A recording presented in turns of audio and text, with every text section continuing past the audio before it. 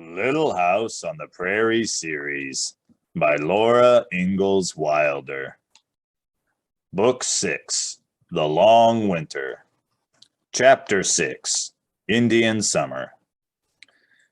There were only slivers of ice on the water pail next morning, and the day was sunny and warm. Pa took his traps to set them for muskrats and big slough, and Carrie and Grace played outdoors. The little auk would not eat.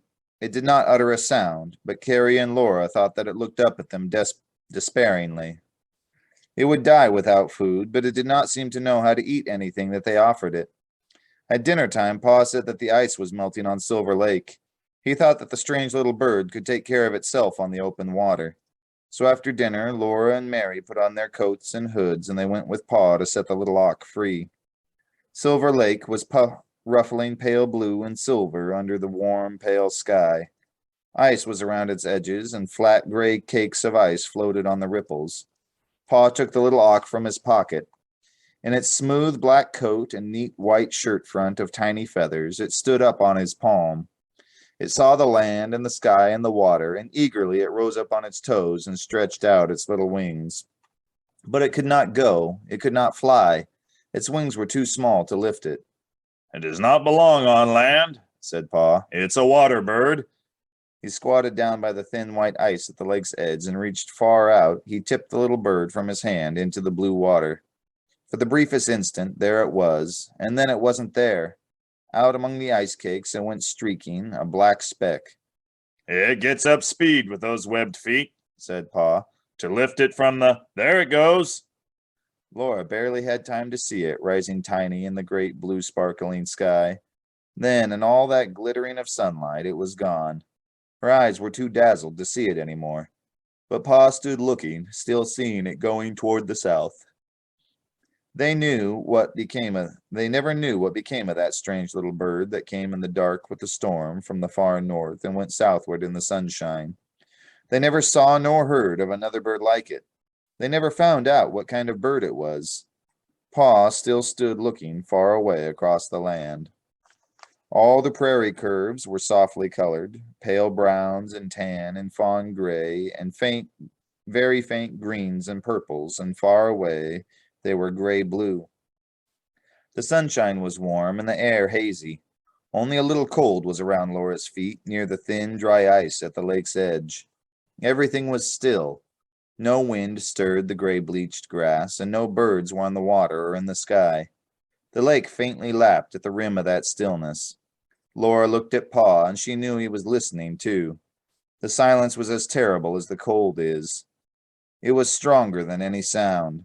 It could stop the water's lapping and the thin, faint ringing in Laura's ears. The silence was no sound, no movement, no thing. That was its terror. Laura's heart jumped and jumped, trying to get away from it. "I don't like it," Pa said, slowly shaking his head. "I don't like the feel of the weather. There's something." He could not say what he meant, and he said again, "I don't like it. I don't like it at all." Nobody could say exactly that anything was wrong with that weather. It was beautiful Indian summer.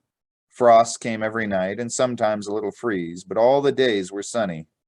Every afternoon, Laura and Mary took long walks in the warm sunshine, while Carrie played with Grace near the house. "Get yourselves full of sunshine while you can," Ma said. "It will soon be winter, and you'll have to stay indoors." Out in the bright, soft weather, they were storing up sunshine and fresh air in themselves for the winter when they could not have any.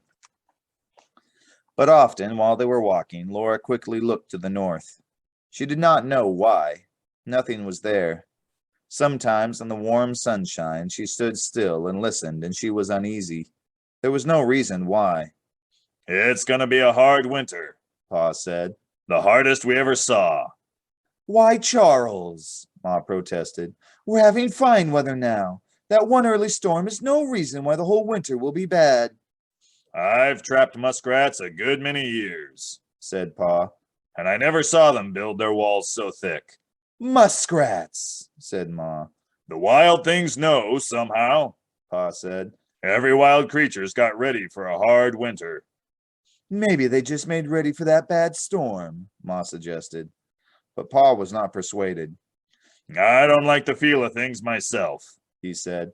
This weather seems to be holding back something that it might let loose any minute. If I were a wild animal, I'd hunt my hole and dig it plenty deep. If I were a wild goose, I'd spread my wings and get out of here. Ma laughed at him. You are a goose, Charles. I don't know when I've seen a more beautiful Indian summer.